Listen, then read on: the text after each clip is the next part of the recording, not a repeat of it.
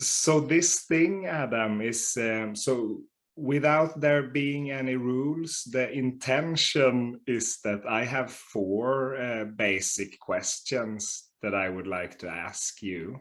And you, of course, you say what comes to you when you hear this question, and or you don't say anything if nothing comes to you. And if there is a follow-up question coming, that may also happen. And with that said, this is more of an inquiry than an interview. So Beautiful. the first question, you might recognize it from before, is, would you like to tell me who you are?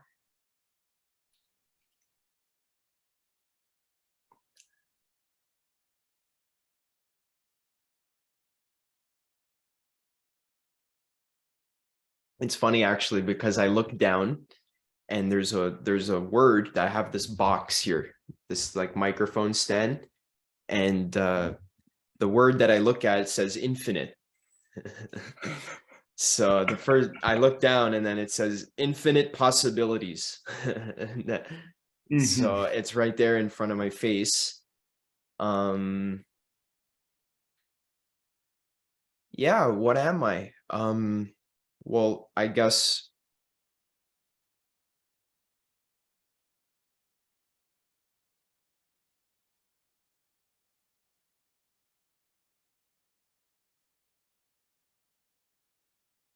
yeah, to be honest, to be really honest with you, I'm not quite sure what I am. However, I do think that there is some wisdom in not being quite sure, because I've personally found in my experience that when I am honest, when I'm brutally, truthfully honest with myself, then I always return to a state of not quite knowing what the truth is, and then that brings me right back to present experience. So the question, what am I? The only real thing that I have to go by, the only thing that I can use as reference, is present experience and the experience of awareness. There is forms and shapes always around. If there are no forms or no shapes, then they're either very subtle forms or very subtle shapes, or there is just the form of formlessness as well, which is also its own form. So there's always some kind of dance that's happening of experiences. And to ask who am I is to ask who am I in relationship with life. So who am I really is, who do I want to be? Who do I say that I am? Because I am awareness, I am the subject, I am observer. But also when I believe in something and when I give something my attention, when I tell a specific story, I also have the power of creation as well. So when I tell a story, I can create a form as well. So who I am is who I say that I am, and who I want to be is who I am. So who I am is who I want to be, which for me recently has been aligning with just my highest excitement. So whenever I feel the feeling of passion, whenever I feel the feeling of love, that childlike feeling where it's, you just feel like you're on vacation and you can do anything you want. And it's just pure excitement to just enjoy the beauty of life in any way that I want to. I'm free to do that. in each moment, that's who I choose to be. So that's who I am.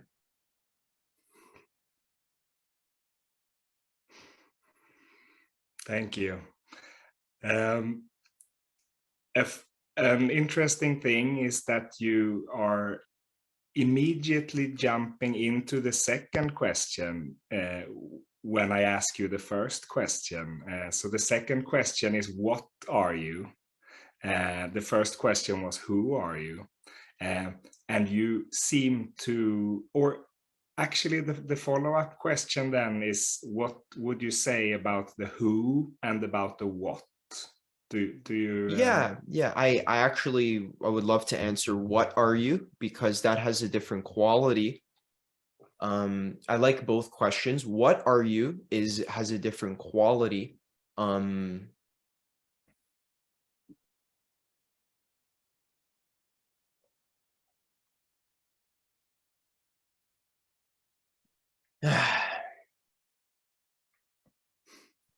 My mind keeps just saying the word infinite possibility.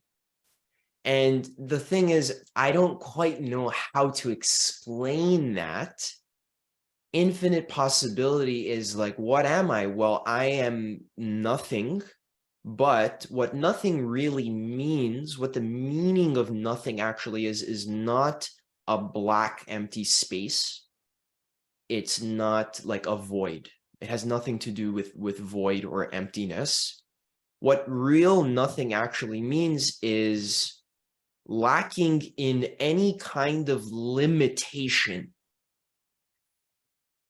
So for example, when we are in public, we have all sorts of limitations because we limit ourselves so that we can fit into a social norm, right? So if I'm at the grocery store, I limit myself so that I don't take my clothes off in the grocery store and, you know, start rubbing myself against all the fruits and vegetables, because that would make other people uncomfortable. So that's one of my limitations that I've taken on. Unfortunately, well, not unfortunately, but interestingly, when we live life, we get lost in our limitation.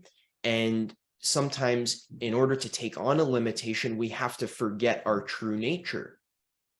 And our true nature is that which is so unlimited and so free that I am even free to create any limitation that I want and impose it onto myself, because I am so open and so accepting, because lack of limitation is also the energy of love.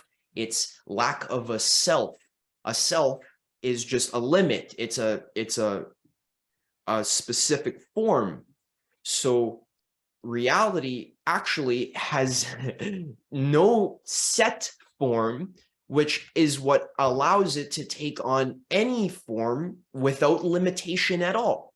So the substance of reality, you would say, is mind, or it's a dream substance. And the reason why we say it's a dream substance is because a dream substance is understood to not be limited by physical limitations. So it's understood that when I imagine something, it is created. If I can imagine it, I can create it. That's what it means to have no limitation at all. So God, or mind, or the true nature of reality, or infinity, infinite potential, has no self. It's what you are. It's what you are. You're made of it right now. It's in your heart. It's infinite energy. It's like infinite love. It's abundance. This is what abundance means when we talk about wealth and having everything, having infinite wealth, infinite abundance, in having what you want, experiencing what you want in your life. That's what do we really want? If I want, a big house and a fast car and a beautiful girlfriend, what is the thing that I really want? Really, what I want is to experience the feeling of having no limitation on my life. I want to feel free to experience anything I want, when I want to experience it, how I want to experience it. I want freedom. Freedom to create anything, because it's just beautiful. Whatever I want to be able to create it. And that's what you already have. You already have that. That's your nature as God, as infinite potentiality, is you are already creating reality.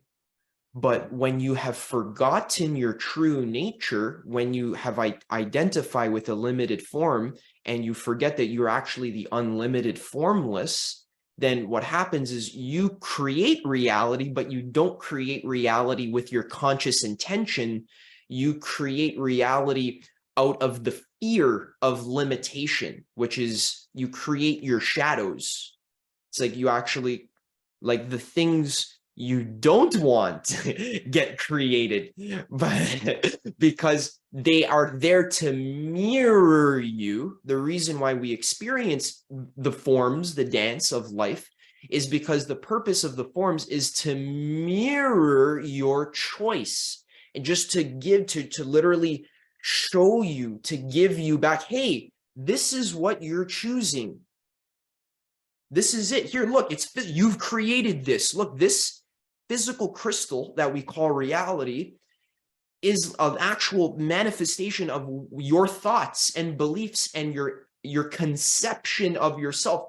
Who you think you are is what you've gotten in your reality. And it's so compassionate and so loving. God is so compassionate because it literally is mirroring back to you what you believe about yourself and what you're putting out. So that's the ultimate tool. Reality, physical life, actual life is the ultimate vehicle for awakening.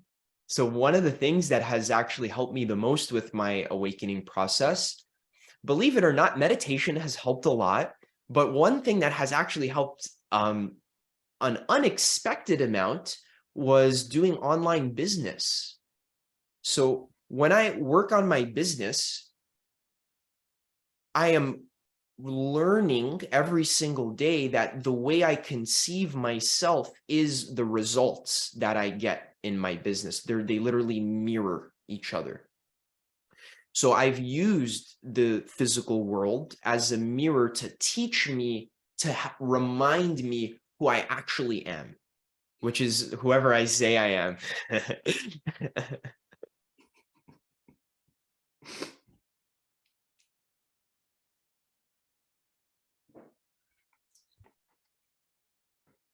What is another?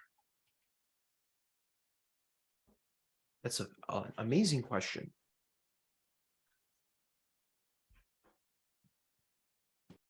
Another is a tool. An other, what is an other? A fantastic question. An other is a tool. It is an idea that God uses to experience more of itself.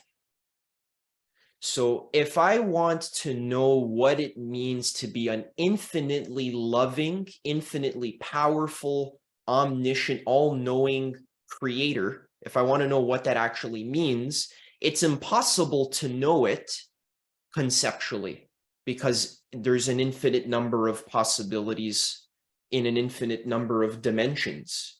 And there's infinite distinctions that I can make. And then there's even infinite levels of meta distinction. So there's infinite distinctions that I can make about the distinctions that I'm making. So infinity is like, not only is it infinite, but it's infinitely infinite in an infinite number of ways. So it's literally too much for the mind to grasp. So in order to, since there's no limit at all, infinity, just for fun, just because it's really fun, actually chooses to impose limitations on itself. So when we play a video game, for example, one of my favorite video games to play is called Dark Souls. It's just like a classic like Dungeons and Dragons game where you just play as like a knight and you have a sword and you just kind of run through this world and there's like monsters and dragons and you gotta fight them and kill them. The reason why this game is so fun is because it's so hard. There's so many limits. Like my health bar is very small and the enemy's health bars are very big and they do lots of damage and I die very quickly. So it's a very hard game.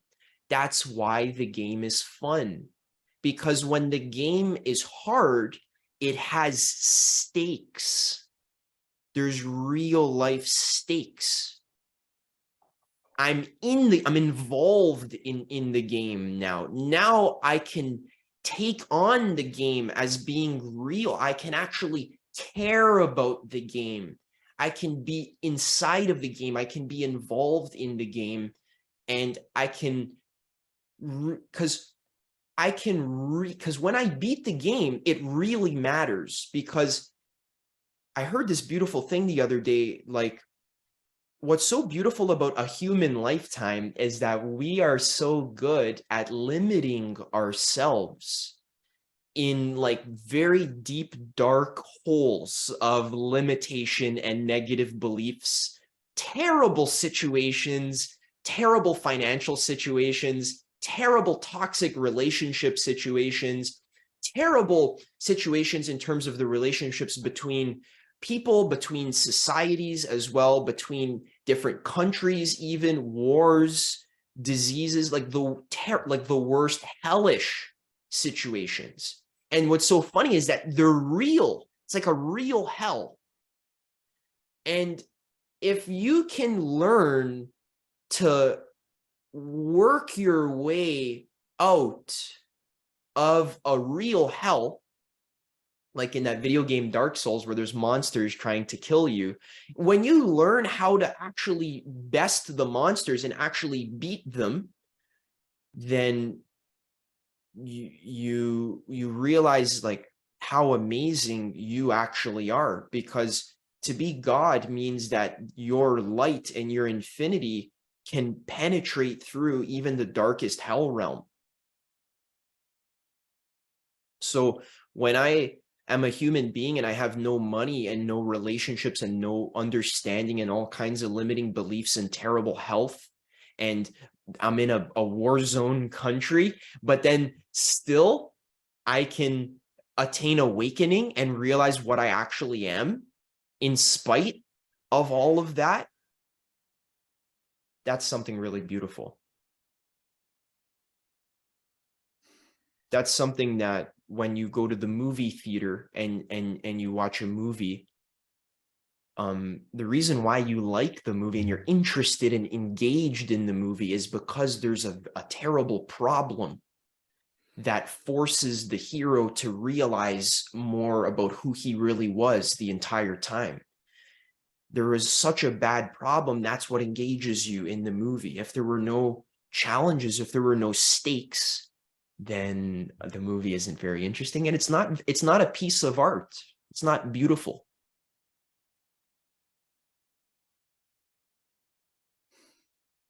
So this transformation of unconsciousness into consciousness is the purpose of other.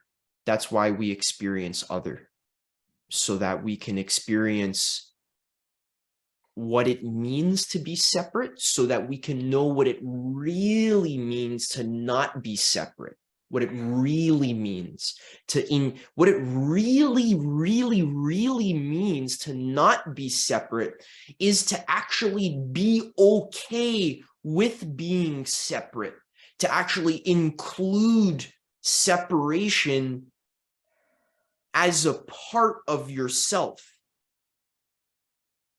That's what it means to be infinite, is to include every possible finite combination of variables into yourself and include it and embrace it as you.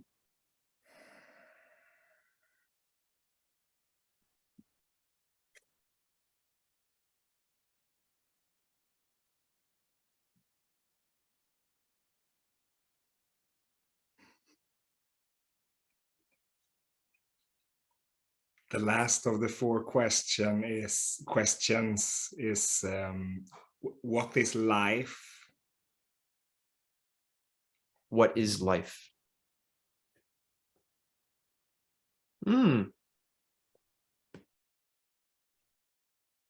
So funny. So my glass here, it has an elephant on it.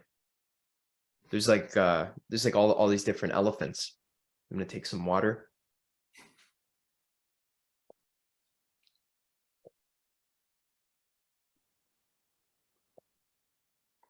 So using this glass here, I would like to talk about what is life. So there's this story, actually, this Hindu story of the 5 blind men and the elephant. And these 5 blind men, obviously they can't see, but they want to know what an elephant is. So they want to know what life is. This is the analogies. They want to know what an elephant is. So one blind man feels the elephant's tail and he says, oh, well, I now know the nature of an elephant. An elephant is like a rope. But then another blind man is feeling the elephant's leg and he's saying, no, it's not like a rope. It's more like a solid pillar. And then another blind man is feeling the elephant's side and he says, it's not really like a rope or a pillar. It's actually more like a wall.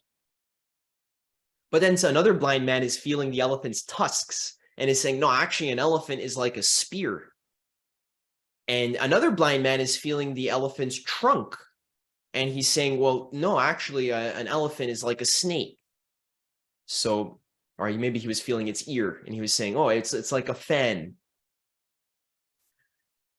But the story was that all these blind men were kind of arguing with each other. And then there was a guy who can see, who was just like standing on the side. And so he was like laughing. He's like, how do they not see that life is everything? It's all 5 of those.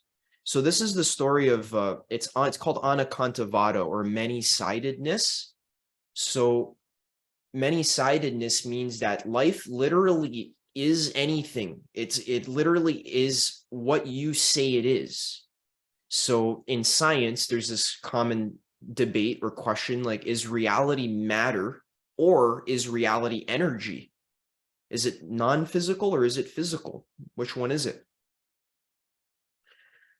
Well, Anekantavada has 7 categories of truth. It says yes, no, yes and no, neither yes or no, both yes, no, and neither. Or then it's like basically a combination of all of them, and it's like in some all the combinations.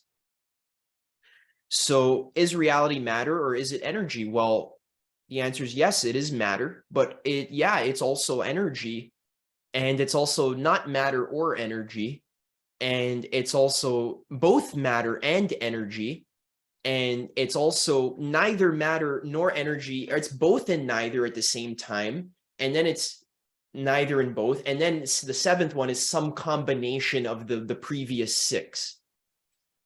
So all of this to say that life, what is life? Well, life is a mirror. Life gives you what you say it is.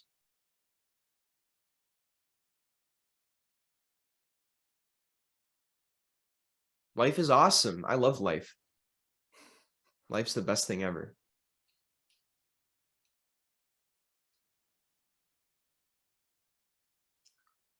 Thank you so much, Adam. Thank you so much, Eric.